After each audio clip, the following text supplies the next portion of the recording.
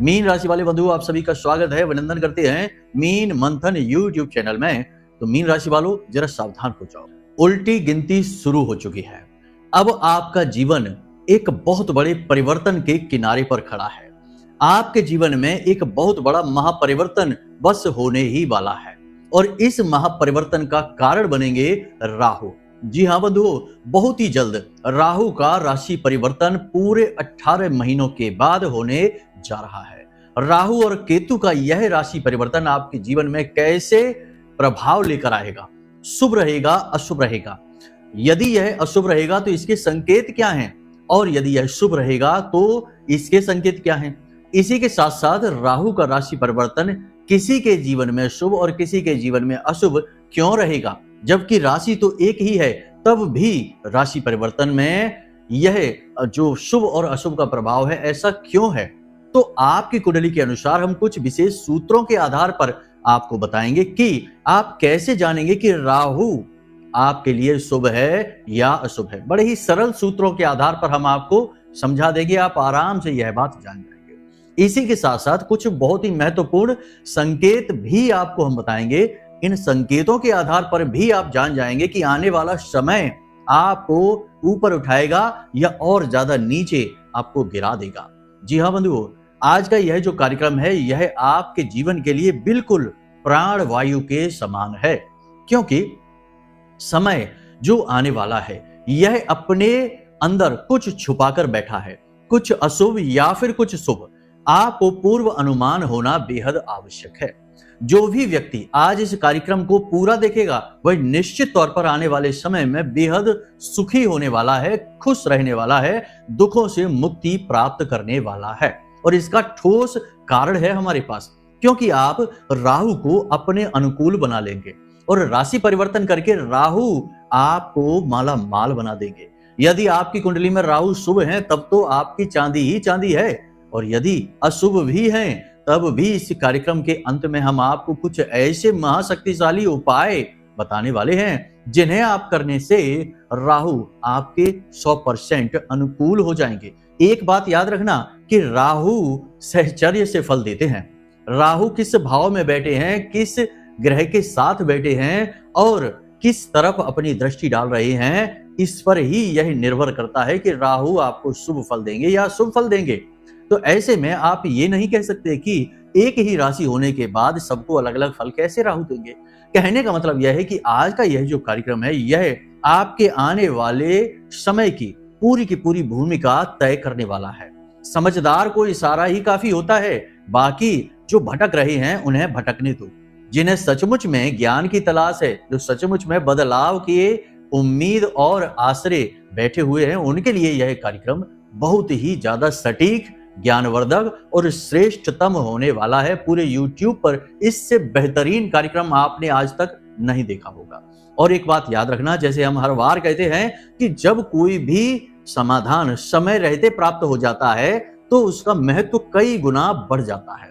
जैसे कि कोई बीमार है और उसे दवा मिल जाती है तो उस दवा का महत्व कई गुना बढ़ जाता है, बजाय इसके कि सामने वाले व्यक्ति की बीमारी लाइलाज हो जाए और इतनी ज्यादा बढ़ जाए कि फिर दवाइयां भी असर न करें, फिर दवाई का कोई महत्व नहीं। इसीलिए आज का यह जो कार्यक्रम है यह बिल्कुल समय के अनुकूल है, महामाई की कृपा के रूप में आपके पास आया है। इसे ठुकराना, इसकी अनदेखी करना, सीधे सीधे अपने जीवन में दुख तकलीफों को आमंत्रित कर लेना है। हम आपको वह श्रेष्ठ ज्ञान देने जा रहे हैं जो आपसे लोग पैसे लेकर देंगे, कोई भी मुफ्त में नहीं देगा, क्योंकि आज का समय व्यापारिक समय बन चुका है। यहां भाई भाई को सलाह नहीं देना चाहता जब तक कि उसका कोई लाभ ना हो। तो फिर कैसे लोग आपको यूं ही मुफ्त में श्रेष्ठतम ज्ञान देंगे, फालतू की बातें ही बताएंगे। लेकिन हमारा विषय अलग है। हम माई की सेवा करते हैं, उन्हीं से आस करते हैं, उन्हीं से उम्मीद लगाते हैं और उन्हीं के चरणों में पड़े रहते हैं। तो हम जो भी बातें आपको बताएंगे वो केवल और केवल माई के भाव और भक्ति के अनुरूप उन्हीं को समर्पित करते हुए बताएंगे। तो यह एक तरीके का ज्ञान का दान है जो हम आपको देने जा रहे हैं। तो हमारा भाव अलग है, हमारी कार्य करने की शैली अलग है, इसलिए आप यहाँ माई के धाम पर भरोसा कर सकते हैं, महामाई पर भरोसा कर सकते हैं। याद रखना कि यह जो कार्यक्रम है यह महामाई के धाम से ही प्रसारित हो रहा है आप लोगों के जीवन के उद्धार के लिए। तो चलिए बंधु, उम्मीद करते हैं कि आप हमारी बातों को समझ रहे हैं और अंत तक कार्यक्रम में जरूर ठहरना, क्योंकि हम आपको बताएंगे सटीक उपाय जो 100% राहु को 100% अनुकूल करने वाले हैं। राहु के व्यवहार को समझते हुए, यूं ही नहीं कि उठा के कोई भी आपको बता दी हमने रेमेडी, काम करे या ना करे नहीं पता, नहीं, ग्रह का उपाय ग्रह के स्वभाव को समझते हुए करवाया जाए तब वह कारगर होता है। जी हाँ, तो बस वही आपको हम बताएंगे, तो अंत तक जरूर ठहरे रहना, ठीक है। तो चलिए अब कार्यक्रम को शुरू करते हैं। महामाई का नाम लेते हुए, जयकारा लगाते हुए कमेंट बॉक्स में पूरे भक्ति भाव के साथ लिख डालिए, जय मां भद्रकाली कृपा करो। महामाई निश्चित तौर पर कृपा करेंगी, कर चुकी हैं, तभी यह कार्यक्रम आप तक पहुंचा है। और यदि भाव गहरा है महामाई के लिए तो कमेंट बॉक्स में लिख देना कि मैं भी माई के परिवार का हिस्सा हूं। बड़े सौभाग्य की बात है कि महामाई के परिवार का हिस्सा बनने का इतना सरल अवसर आपको प्राप्त हो रहा है, इसे जाने नहीं देना। तो चलिए बंधु, अब अपने मूल विषय को प्रारंभ करते हैं। प्यारे मित्रों, हमारे अत्यंत प्रिय और परम पूज्य अमिताचार्य जी के पास मां बगलामुखी और मां भद्रकाली की साधनाओं का वर्षों का अनुभव है और माता रानी की इनके ऊपर पूर्ण कृपा और सिद्धि है। आचार्य जी ने अपने सटीक कुंडली विश्लेषण और श्रेष्ठतम उपायों के माध्यम से हजारों लोगों के जीवन को खुशियों से भरा है। आचार्य जी का कुंडली विश्लेषण और उपाय करवाने का तरीका इतना अद्भुत है कि जीवन के हर एक दुख और कष्ट का कारण जड़ से ही समाप्त हो जाता है। फिर समस्या चाहे जैसी भी हो, कर्जा बहुत बढ़ गया हो, व्यापार चल नहीं रहा हो, बीमारियों में आप बर्बाद हो चुके हो, रिश्तों में प्रेम समाप्त हो चुका हो, या फिर नौकरी ही ना मिल रही हो, विवाह में देरी होती हो, कैसी भी समस्या हो, इन समस्याओं का कारण क्या है, कौन सी महादशा परेशान कर रही है, कौन सा दोष लगा हुआ है, सब कुछ आचार्य जी इतना सटीक बताते हैं कि वर्षों वर्ष के दुख कुछ ही दिनों में समाप्त हो जाते हैं। अगर आपके जीवन में भी कोई ऐसी संकट की घड़ी है तो यही सही समय है जब आप पूज्य आचार्य जी के हाथों से अपनी कुंडली का विश्लेषण करवाएं और वर्षों से चल रहे दुखों और संकटों के इस चक्र से बाहर निकल जाए। प्यारे मित्रों, अभी वीडियो में दिए गए नंबरों पर फोन करिए और अपनी कुंडली का श्रेष्ठतम आकलन करवा डालिए। जिंदगी बदलने का ये सबसे बड़ा मौका हाथ से मत जाने दीजिएगा। जय माई की, महामाई आपका कल्याण करे। जैसा कि आप सभी जानते ही हैं कि 18 मई को राहु और केतु राशि परिवर्तन करने वाले हैं। राशि परिवर्तन करके ये अपने स्वभाव में कुछ न कुछ भेद, कुछ न कुछ अंतर अवश्य करेंगे। एक चीज याद रखना, देखो जो हम बातें बताते हैं वे बातें आपको कोई बताएगा नहीं, क्योंकि इन बातों में राहतें हैं, इन बातों में सुविधाएं हैं, और कोई मुफ्त में किसी को सुविधा क्यों दे देगा। हमने जैसा कहा कि आज का युग बाजारीकरण का युग है, तो हर चीज का मूल्य तय है। तो आपको हम बता दें कि जब भी कोई ग्रह राशि परिवर्तन करता है और वह बड़ा ग्रह हो, शक्तिशाली ग्रह हो, तो कुछ दिनों के लिए वह अपने प्रभाव को शून्य कर देता है, बिल्कुल ही शांत कर देता है। जी हाँ, अब कैसे तय करें यह? तो शनि का राशि परिवर्तन हुआ तो लगभग 27 दिनों तक कोई भी खास प्रभाव दिखाई नहीं देगा। जैसे कि किसी की 7.5 हट गई तो 27 दिनों तक कोई राहत नहीं, जैसा है वैसा ही रहेगा। 27 दिनों के बाद इसका प्रभाव दिखेगा। उसी प्रकार किसी की 7.5 शुरू हो गई या अढ़ैया शुरू हो गई तो 27 दिनों तक कोई खास प्रभाव नहीं, लेकिन उसके बाद फिर प्रभाव दिखाई देना शुरू होगा। अलग अलग ग्रहों के लिए अलग अलग मान और दिवस हैं। इसी प्रकार राहु की बात की जाए तो 7 दिनों तक कोई खास प्रभाव दिखाई नहीं देगा, ना तो पॉजिटिव और ना ही नेगेटिव, लेकिन उसके बाद फिर तेजी से प्रभाव दिखाई देने शुरू होंगे। तो जो प्रभाव हैं राहु के, वे अच्छे रहेंगे या बुरे रहेंगे, ये निर्भर करेगा कि राहु की आपकी कुंडली में, आपकी जन्मपत्री में क्या स्थिति है, शुभ स्थिति है या अशुभ स्थिति है। फिलहाल हम आपको बताते हैं कुछ ऐसे संकेत जो आपको पिछले कुछ दिनों से दिखाई देने शुरू हो चुके हैं। देखिए कि जब कोई बड़ा परिवर्तन होने वाला, जैसे सुनामी आने वाली होती है, तो सागर कुछ पीछे हट जाता है, किनारों को छोड़ देता है, ये सुनामी के आने का संकेत है। उसी प्रकार यदि बहुत तेज बड़ा तूफान आने वाला है तो कुछ समय पहले बहुत शांति छा जाती है। जैसे कि दिन निकलने वाला हो तो घोर अंधकार छा जाता है, तो ये प्रमाण होते हैं, इनसे पता लगता है कि अब समय परिवर्तित होने वाला है। उसी प्रकार राहु की वजह से आपका समय परिवर्तित होने वाला है, शुभ या अशुभ ये अलग बात है। इसके संकेत प्रमाण आपको कुछ दिन पहले से ही दिखाई देने शुरू हो चुके हैं। अब कोई बताए तब तो आपको समझ में आए। तो ध्यान से सुनिए कौन से हैं वो संकेत और प्रमाण। इनमें से यदि कुछ भी मिल जाते हैं, हम आपको 5 संकेत प्रमाण बताएंगे। यदि इनमें से आपको 3 भी मिल जाते हैं, 2 भी मिल जाते हैं, तब भी समझ लेना कि प्रभाव राहु का आपके ऊपर अनुकूल नहीं है, प्रतिकूल प्रभाव पड़ने वाला है राशि परिवर्तन का। जी हाँ बंधु, तो उपाय भी बताएंगे, चिंता की कोई बात नहीं है, डरने की कोई बात नहीं है। बिल्कुल ठंडे दिमाग से कार्यक्रम को देखिए। सबसे पहले करते हैं पहला संकेत। तो राहु क्या है? राहु केवल उसके पास बुद्धि है, सिर है, शरीर तो है नहीं। तो इसका पूरा प्रभाव इंसान की बुद्धि पर पड़ता है। उसका मन भटकने लगता है, अंधकार में भटकने लगता है, कंफ्यूजन की स्थिति आ जाती है, भ्रम की स्थिति उत्पन्न होने लगती है। उसे अच्छे बुरे का भेद समझ में नहीं आता है, अपने परायों में भी वह भेद नहीं कर पाता है और अपने प्रेमी जनों से ही झगड़ा कर लेता है।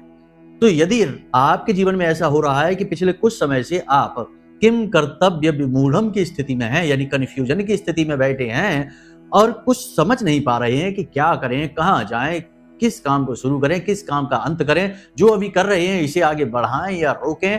प्रेम संबंधों में भी तनाव की स्थिति आ चुकी है, परिवार में भी स्थिति तनाव की आपके साथ बन रही है और आप लगातार कंफ्यूज रह रहे हैं, सोच सोचकर परेशान है, लेकिन क्या सोच रहे हैं ये ही नहीं पता चल पा रहा है।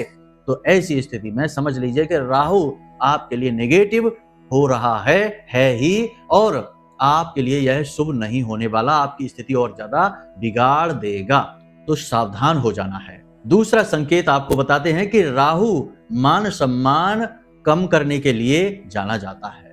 तो यदि पिछले 5 से 7 दिनों से ऐसा कुछ हो रहा है आपके जीवन में कि आपका मान कम होता चला जा रहा है, आपकी इज्जत कम होती चली जा रही है, कुछ ना कुछ ऐसा हो जाता है कि अपने हो या पराये हो, आपकी बेइज्जती कर देते हैं, आपका अपमान कर देते हैं, या आपको खुद को ऐसा महसूस होता है कि लोग जानबूझकर कुछ ऐसा कह सुन रहे हैं कि वह आपको अपमानित करा रहा है, तो समझ जाइए कि यह अच्छा संकेत नहीं है, यह आपको परेशान करने वाला है। तीसरा संकेत ध्यान से समझिए, राहु और केतु दोनों बिल्कुल अपोजिट ग्रह हैं।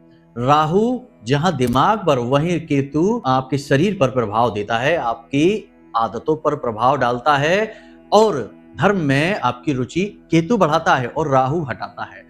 तो अब हो ये रहा है कि पिछले 5 से 7 दिनों से यदि आपको भगवान की पूजा पाठ करने का मन नहीं होता, भगवान में विश्वास कम होता जा रहा है, धर्म में विश्वास कम होता जा रहा है, जब भी धर्म कर्म की बात चले तो आपको क्रोध आने लगता है, मन में गुस्सा भड़कने लगता है, अजीब सी नकारात्मक स्थिति बन गई है, ना तो आप भगवान का नाम लेना पसंद करते हैं और भगवान से शिकायतें भी कर रहे हैं कि आपके जीवन में जितनी भी परेशानी है उसका कारण भगवान है। क्यों भगवान ने आपको इतना परेशान कर दिया, क्यों दुख में डाल दिया, क्यों ये कर दिया, वो कर दिया, इस तरीके की चीजें, यानी भगवान के प्रति अरुचि, भगवान का विरोध, धर्म का विरोध यदि मन में उत्पन्न हो रहा है तो 100% राहु आपका अनुकूल नहीं है। इसे अनुकूल करने की जरूरत है, वरना आप बहुत ज्यादा परेशान हो जाएंगे आने वाले समय और काल में। चौथा संकेत पहचानिए कि आपके घर में यदि कोई पालतू जानवर है और वह बहुत ज्यादा बीमार हो जाता है या उसकी मृत्यु हो जाती है, तो 100% राहु प्रतिकूल है,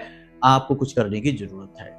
अंत में एक बड़ा संकेत आपको बताते हैं कि आपकी संगत में कुछ ऐसे लोग आ गए हैं, या आप ही ऐसी किसी संगत में जाकर बैठ गए हैं जहां शराब पीना, मांसाहार करना, दूसरों का अहित करना, उल्टे सीधे काम धंधे जैसे सट्टेबाजी है, जुआ है, या लोगों को ठगने के इरादे से लोग बैठते हैं और ऐसे काम करने में रुचि लेने लगते हैं, एक दूसरे की चुगलियां करते हैं, दूसरों का हद से ज्यादा मजाक उड़ाते हैं, मान हानि करने की कोशिश करते हैं। ऐसे लोगों के साथ आपकी संगत पिछले कुछ दिनों से हो गई है और आपको उनके साथ अच्छा लगने लगा है, तो समझ जाइए कि राहु आपका अच्छा नहीं है, आपका बेड़ा गर्क होने वाला है, आपको सावधान रहने की जरूरत है।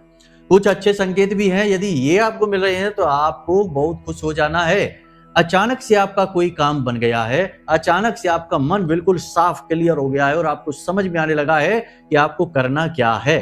स्टेप बाय स्टेप सारी योजना आपने बना ली है और बस अब आप उसे करने ही वाले हैं। अचानक से आपके संबंध मधुर होने लगे हैं, लोग आपसे प्रभावित होने लगे हैं, आपकी बात, आपकी शैली और आपके बात करने के तरीके से लोग आपकी ओर आकर्षित होने लगे हैं। और यदि आप अपने आत्मबल को बढ़ाने लगे हैं, यानी कि योग प्राणायाम करने लगे हैं, कसरत करने लगे हैं, अपने स्वास्थ्य पर ध्यान देने लगे हैं, मन आपका अच्छा रहने लगा है, ऊर्जावान रहने लगा है, तो राहु आपका बहुत अच्छा है, आपकी चांदी ही चांदी होने वाली है। तो ये कुछ संकेत हैं जो अच्छे बुरे हैं, जो आपको पहले ही मिल रहे हैं। अब आप हमें कमेंट करके बताना और खुद ही अंदाजा लगाना कि आपके जीवन में क्या चल रहा है और आपको अब क्या समझना चाहिए। यहां तक आपने सारी चीजें समझ ली। अब बात करते हैं आपकी कुंडली में राहु शुभ है या अशुभ है, क्योंकि उसी के आधार पर फिर आगे हम चर्चा करेंगे उपायों के विषय में। बंधुओं, एक एक पॉइंट बहुत ही महत्वपूर्ण और बारीकी से हम आपको बता रहे हैं, समझना बेहद आवश्यक है। तो अब अपनी कुंडली आप खोलिए। यदि आपके पास बनी रखी है तो बहुत ही अच्छी बात है, नहीं बनी रखी है तो चिंता ना करिए, हमने नंबर वीडियो में दे रखे हैं, इन नंबरों पर फोन करिए और अपनी कुंडली बनवा लीजिए और हम खुद ही आपको गाइड कर देंगे कि आपका राहु या अन्य कोई ग्रह शुभ है अशुभ है, कुंडली में क्या दोष है और उनके क्या श्रेष्ठतम निवारण होंगे आपकी कुंडली के अनुसार। सारी बातें आपको स्पष्ट बताएंगे ही कुंडली का आकलन करेंगे। तो आप उसके लिए संपर्क कर सकते हैं हमसे, नंबर हमने दे रखे हैं कार्यक्रमों में, ठीक है। खैर, आपने अपनी कुंडली खोली तो अब सबसे पहले ये देखिए कि आपकी कुंडली में जैसे पहला भाव है ऐसे कुल 12 भाव हैं, ऐसे गोलाई में चलते हैं, ठीक है। तो आपको यह देखना है कि आपकी कुंडली में जो ग्रहों की स्थिति है उनमें राहु किस भाव में बैठा है। यहां से गिनना शुरू करेंगे। ऊपर जो फर्स्ट में पहला है भाव घर, उसे हम भाव कहते हैं, खाना जो बना हुआ है, वहां से गिनना शुरू करेंगे 1 2 3 4। तो यदि पहले भाव में राहु बैठा है तो राहु बिल्कुल अच्छा नहीं है। यदि चौथे में बैठा है तब भी बिल्कुल अच्छा नहीं है, 7वें में बैठा है तब भी बिल्कुल अच्छा नहीं है, 8वें में, 9वें में, 11वें में और 12वें में बैठा है तो राहु बिल्कुल अच्छा नहीं है, आपको हानि पहुंचाने वाला है, ठीक है। ये तो बिल्कुल साधारण सूत्र है, लेकिन यहां पर भी फेर हो सकता है। ये सबसे साधारण और बहुत ही मोटा सूत्र है, लेकिन ये सूत्र के अनुसार भी राहु अशुभ या शुभ हो सकता है। ये तो एक नजर में देखने वाली बात हो गई। अब दूसरा सूत्र देखिए, आपकी कुंडली में बुध और शुक्र कैसे बैठे हैं। यदि आगे के भाव में बुध बैठा है और पीछे के भाव में शुक्र बैठा है, मान लेते हैं कि बुध बैठा है चौथे भाव में, आपकी मां का भाव है यह, और शुक्र बैठा है तीसरे भाव में या दूसरे भाव में, यानी आपके धन के भाव में, तो आपका राहु बहुत ही अच्छा है, आपको कभी अशुभ फल नहीं देगा, चाहे कहीं भी कुंडली में बैठा हो। दूसरा, यदि आपकी कुंडली में बुध और शुक्र दोनों एक साथ बैठे हुए हैं, कहीं पर भी बैठे हो, किसी भी भाव में बैठे हो, तो आपका राहु शुभ है, बहुत अच्छा है, आपको हमेशा अच्छे फल ही देगा, ठीक है। तीसरा, यदि आपकी कुंडली में चंद्रमा और मंगल की युति बन रही है, यानी चंद्र मंगल एक ही भाव में बैठ गए हैं, तो भी आपका राहु बहुत अच्छा है। तो ये 3 विशेष सूत्र हैं जो आपके हमने शुभ राहु के लिए बताए।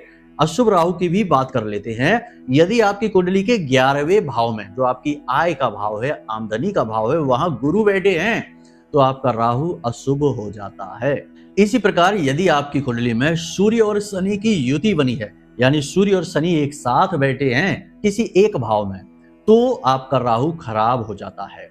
किसी भी जगह पर बैठा हो, चाहे ये युति किसी भी भाव में बन रही हो, राहु आपका खराब हो जाएगा। इसी प्रकार कुंडली का 12वां भाव जो होता है, यानी अंतिम जो घर है, भाव है, वहां पर राहु यदि बैठ जाता है तो राहु खराब हो जाता है या नीच का हो जाता है, हालांकि यह राहु का ही भाव है।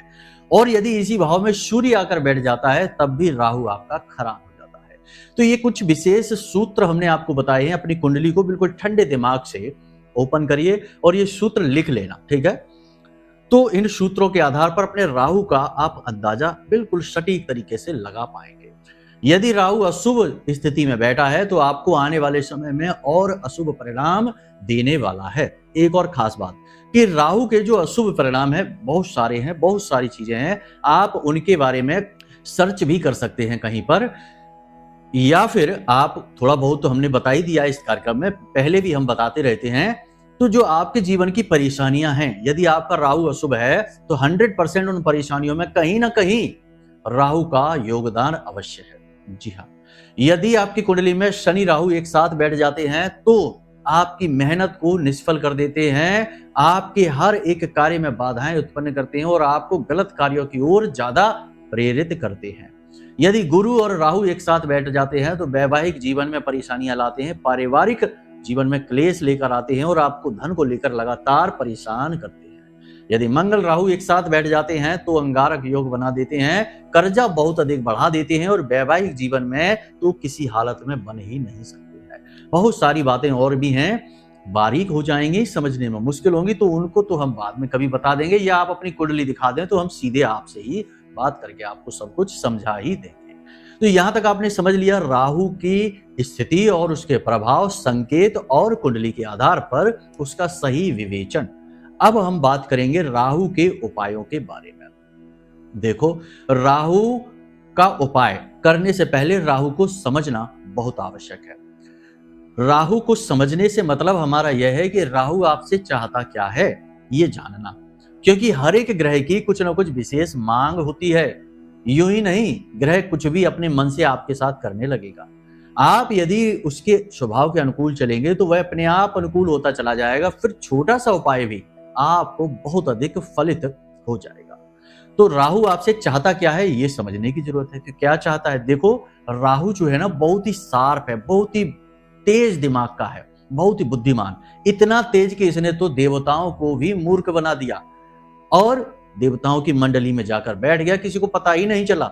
सूर्य चंद्रमा को तो पता चल गया लेकिन और किसी को नहीं चला, तो इतना बुद्धिमान है। तो राहु क्या चाहता है? राहु चाहता है कि आप अपने मन को एकाग्र करके अपने लक्ष्य की ओर पूरी ताकत के साथ बढ़ें, यानी अपनी बुद्धिमानी का पूरा प्रयोग करें। अब आप यह कैसे करेंगे? तो देखिए, सबसे पहली चीज कि राहु के शुभ परिणाम प्राप्त करने के लिए चंद्रमा को भी शुभ करना बहुत जरूरी, क्योंकि चंद्रमा मन है और राहु का मन पर बहुत गहरा प्रभाव रहता है। सबसे पहली चीज राहु आपसे यह चाहता है कि आप अनुशासन में रहिए और सकारात्मक रहिए। अनुशासन में रहने का मतलब कि देर रात तक यदि मोबाइल चलाते रहेंगे, रील्स देखते रहेंगे, राहु खराब हो जाएगा। सोशल मीडिया पर ज्यादा समय बिताएंगे, राहु खराब हो जाएगा। गप्पे हाँकेंगे, किसी के साथ किसी की बुराई चुगलियां करेंगे, दूसरे का मजाक ज्यादा उड़ाएंगे, आपका राहु अनुकूल नहीं रहेगा। तो राहु चाहता है कि आप फालतू समय बर्बाद ना करें, समय की कीमत समझें, अपने समय को पूरी तरह से प्रयोग करें, एक एक बूंद उसकी निचोड़ लें, फिर आराम करें, समय से सोएं, समय से जागें, अपने काम पर पूरा ध्यान दें। यही तो राहु चाहता है। साथ ही साथ आप योग, प्राणायाम, आध्यात्म में भी रुचि अपनी जगाएं। आपको कुछ समय तक ध्यान करना, मेडिटेशन करना बहुत अनिवार्य है। जो भी व्यक्ति ध्यान, मेडिटेशन करता है उसकी बुद्धि एकाग्र हो जाती है, मन शांत हो जाता है और वह अच्छे और बुरे का भेद समझ जाता है और फिर राहु उससे दिन दूना रात चौगुना तरक्की दिलवाता है। तो ये सारी चीजें हैं। दूसरा कि आपको नकारात्मक चीजों से, यानी जुआ, शराब, सट्टेबाजी, मांसाहार और गलत लोगों से, जो हमेशा रोते रहते हैं, अपना दुखड़ा रोते रहते हैं, ऐसे लोगों से दूर रहना है। इसी के साथ साथ सबसे महत्वपूर्ण कि आपको खुद को भी बहुत पॉजिटिव रहना है। हर नकारात्मक स्थिति में भी सकारात्मकता जरूर होती ही है, उस सकारात्मकता को देखना है और जीवन में पॉजिटिव होकर ही हर एक लक्ष्य की ओर बढ़ना है। ये सारी चीजें राहु आपसे चाहता है, यानी कि कहने का मतलब यह है कि लगातार अपने लक्ष्य की ओर बढ़ते रहिए, सकारात्मक रहिए, पूरी ताकत लगाइए, फिजूल समय बर्बाद मत करिए। राहु आपसे बस यही चाहते हैं और आपको बहुत ज्यादा तरक्की देंगे राहु। ठीक है, तो ये सारी चीजें आपने समझ ली। अब राहु के उपाय की बात करते हैं। सबसे बढ़िया उपाय राहु का है कि आप एक मच्छमड़ी तलाश लीजिए, बाजार में मिल जाएगी, कहीं पर भी तलाश लीजिए। मच्छमड़ी को सोमवार के दिन अपने गले में नीले धागे में डालकर पहन लीजिए। सबसे बढ़िया उपाय है, राहु तुरंत अनुकूल हो जाएगा। यदि आपका मन विचलित रहता भी है तो उसे एकाग्र कर देगा, कंफ्यूजन समाप्त कर देगा। दूसरा उपाय है कि काले रंग का कंबल, शॉल या कोई भी कपड़ा राहु का सूचक है, तो आपको किसी भिखारी को काले रंग के वस्त्र, कुछ भी काले रंग का हो, कोई भी शॉल हो, टावल हो, साफी हो, कुछ भी हो, आपको अपने सिर से लगाना है और राहु का नाम लेकर भिखारी को दान कर देना है। बहुत ही सरल, बहुत ही अच्छा उपाय है। इसी के साथ साथ एक और उपाय आपको बता देते हैं कि नील जो पाउडर आता है, नील का पाउडर में जो नील आती है, लिक्विड नहीं, उस पाउडर वाली नील को आपको नीले रंग के ही एक कागज में डाल देना है और उसकी पुड़िया बना देनी है और उसे अपने सिर से 7 बार उसार देना है। ठीक है, क्लॉकवाइज उसारेंगे, एंटी क्लॉकवाइज नहीं। ठीक है, 7 बार उसारने के बाद और उसे फ्लश यानी अपने टॉयलेट में उस नील को डालकर फ्लश कर देंगे, कागज को बाहर फेंक देंगे। ये क्रिया लगातार आपको 7 दिन तक करनी है, राहु तुरंत पॉजिटिव हो जाएगा। ठीक है, तो बस इन क्रियाओं को करिए और अपने मन को समझिए और आने वाले समय और काल में कुछ बड़ा, कुछ अच्छा करने की तैयारी कर लीजिए, क्योंकि अब राहु आपको रातों रात लखपति करोड़पति बनाएगा, आपकी कामयाबी में बहुत बड़ा योगदान देगा। जिसको राहु उतारे उसे फिर कोई ना मारे। जी हाँ बंधुओं, तो उम्मीद करते हैं कि सारी बातें आपने समझ ली हैं। अब आप इन बातों का प्रयोग करेंगे और अपने जीवन को बदल डालेंगे। यदि कोई प्रश्न मन में उठे या कुंडली विश्लेषण कराना है तो नंबर वीडियो में दे रखा है, इन नंबरों पर फोन करिए, सारी जानकारी प्राप्त कर लीजिए। तो चलिए बंधु, आज के इस कार्यक्रम को यही विराम देते हैं। हमेशा हंसते रहिए, मुस्कुराते रहिए, सकारात्मक रहिए, महामाई पर अपनी आस्था और विश्वास बनाकर रखिए, क्योंकि आपका उद्धार तो वहीं से होना है। तो प्रेम से बोलिए जय माई की। हमारे प्रिय और परम पूज्य आचार्य जी ने अपनी साधनाओं के अनुभवों पर आधारित शक्तिशाली उपाय और क्रियाओं के माध्यम से हजारों लोगों के जीवन को पूरी तरह से बदला है। आचार्य जी के द्वारा बताया गया हर एक उपाय इतना सटीक और कारगर होता है कि जो भी इसे पूरे भाव के साथ कर लेता है उसे साक्षात महामाई की कृपा और आशीर्वाद प्राप्त हो जाती है। इसलिए निसंकोच इन उपायों को पूरे भाव के साथ करिए, आपका कल्याण होगा। जय माई की।